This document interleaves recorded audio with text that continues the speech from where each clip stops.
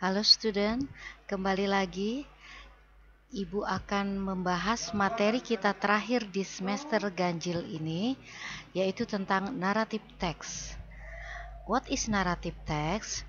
A narrative text is a story with complication or problematic event and is followed by resolution to solve the problem. Jadi, apa yang disebut dengan narrative text? Narrative text adalah salah satu jenis teks dalam bahasa Inggris, dalam pelajaran bahasa Inggris yang berisi cerita untuk menghibur pendengar atau pembacanya.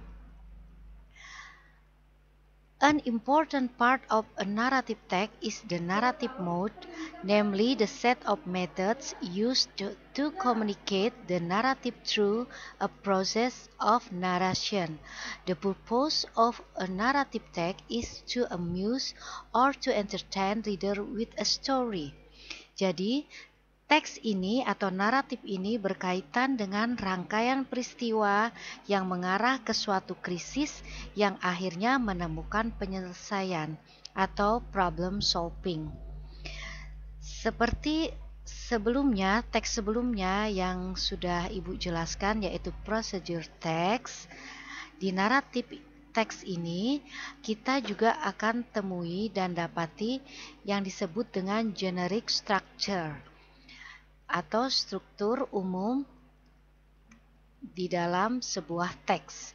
The generic structure of a narrative text itu ada 4. Ya, ada 4. Kalian perhatikan, yang pertama adalah orientation, kemudian yang kedua adalah complication, ketiga resolution, dan yang keempat reorientation atau kita bisa sebut juga coda. Apa saja pengertiannya?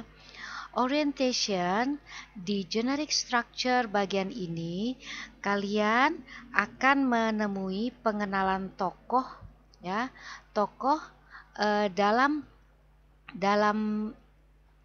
teks tersebut, kemudian ada waktu dan tempat terjadinya cerita. Atau di sini set the scene where when the story happen and introduce the participants of the story, who and what is involved in the story. Jadi di orientation ini akan dikenalkan dulu di mana, kapan cerita ini terjadi, termasuk tokohnya siapa saja karakter atau tokoh yang ada di dalam naratif teks ini. Kemudian generic structure yang kedua adalah complication. Complication tells the beginning of the problem which lead to the crisis or climax of the main participant. Apa yang dimaksud dengan generic structure yang kedua ini dari narrative text? Complication, ya. Di sini pengembangan konflik atau masalah dari cerita dalam teks ini ya. Di sini ada masalah, ada atau disebut juga krisis ya dari tokoh-tokoh yang terdapat di dalam teks. Kemudian ada yang ketiga, resolution. What is resolution? Resolution tells how the problem or crisis are resolved either in a happy ending or in a sad or tragic ending.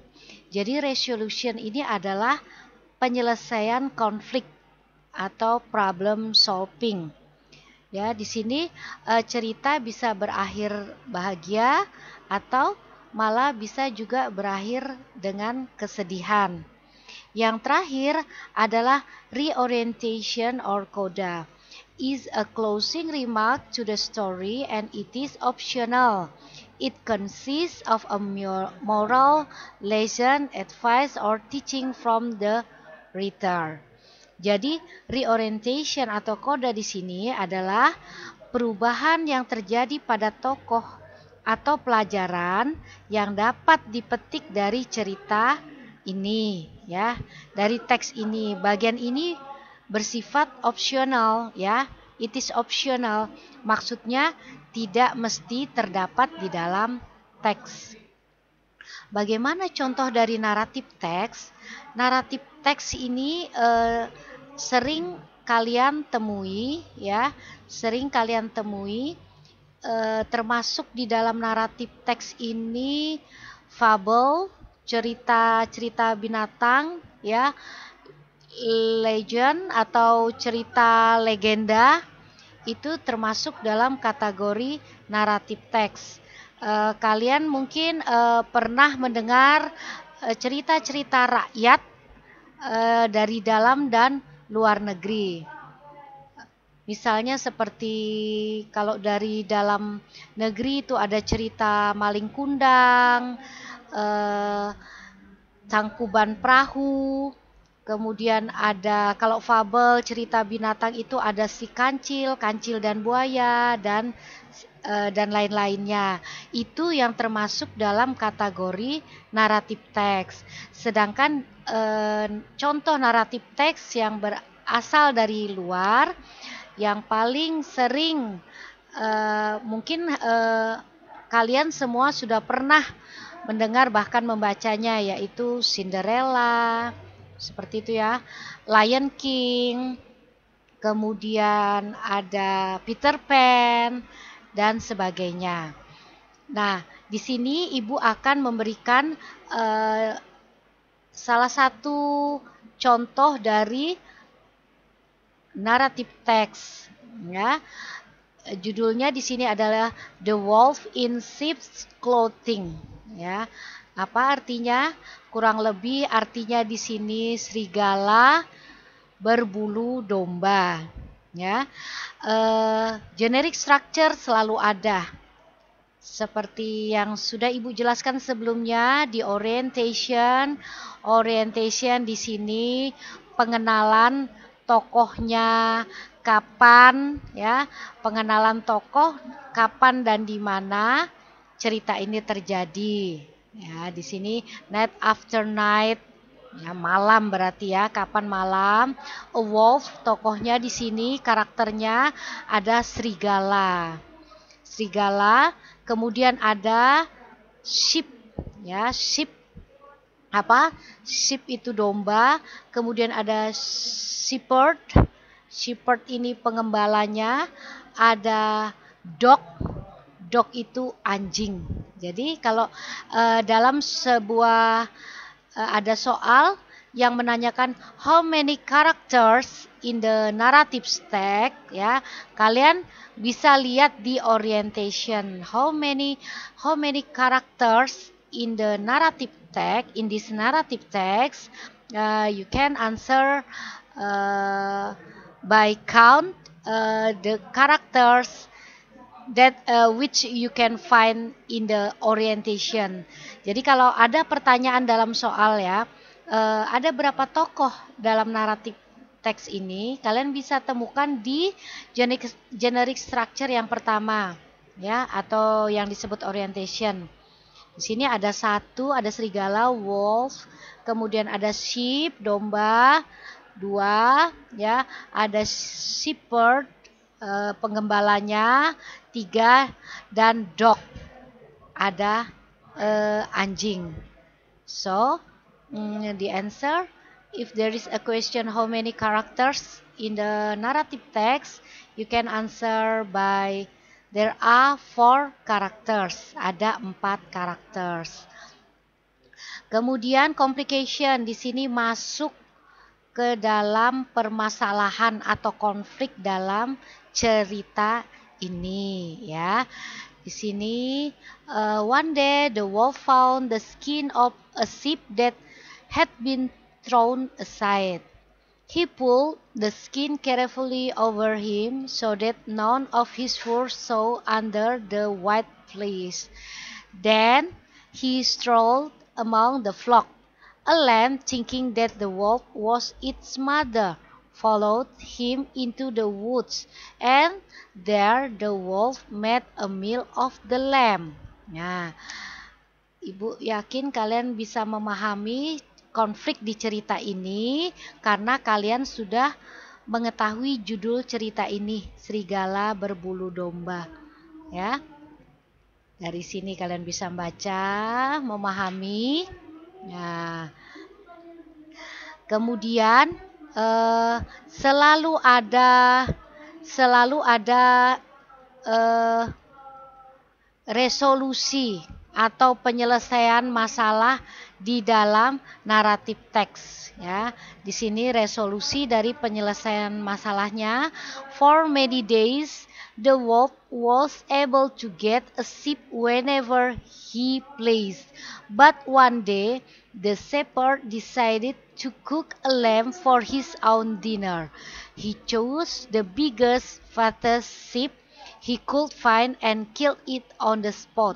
Guess who it was? The wolf. Nah, I'm sure you can understand what is the resolution from the story. Ya, kenapa ibu tidak menjelaskan di konflik atau di complication dan di resolution ini tentang cerita atau naratif teks ini?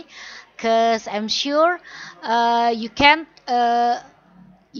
understand with the words of this narrative text ya, karena ini kosakata atau vocabulariesnya masih sangat sederhana. Jadi ibu yakin kalian bisa memahami atau membaca dengan cepat dan cepat memahami maksud dari cerita ini ya, konflik dan akhir atau ending dari cerita ini.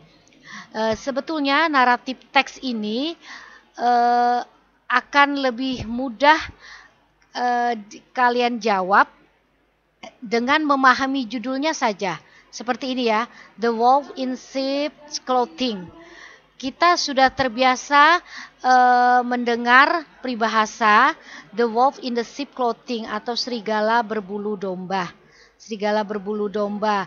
Serigala selalu menggambarkan orang yang culas, yang iri hati, dengki, yang mau melakukan apa saja asal keinginannya terpenuhi. Sementara sheep, binatang ini, domba, identik dengan karakter yang lugu ya, seolah-olah selalu bisa dikerjai gitu ya, selalu bisa diperdaya. Kemudian di sini ada clothing, memakai, jadi serigala berbulu domba. Jadi serigala ini karakternya yang sangat jahat dan licik ya. Dia bersikap seolah-olah lugu dan tidak tahu apa-apa untuk meraih keinginannya. Itu ya.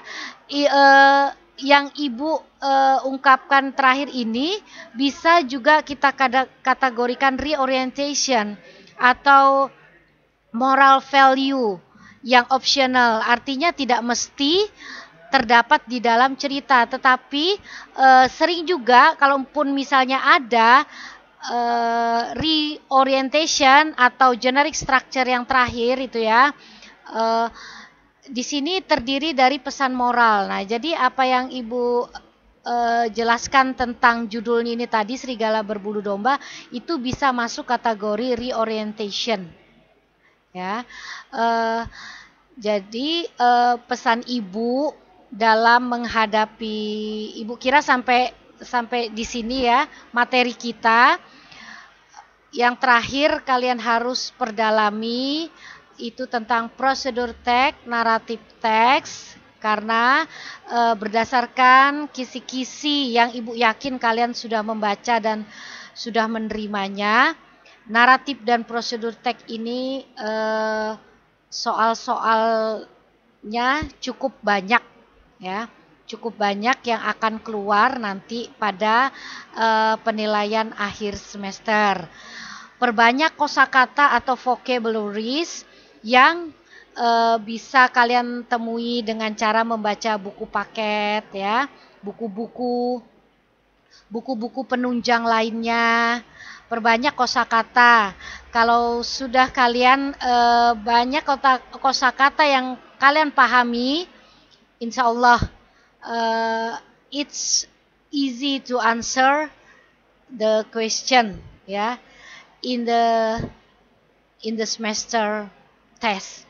Jadi Kalau kosakata perbendaharaan kata kalian sudah banyak, insya Allah kalian bisa dengan mudah menjawab soal-soal dalam bahasa Inggris, ya.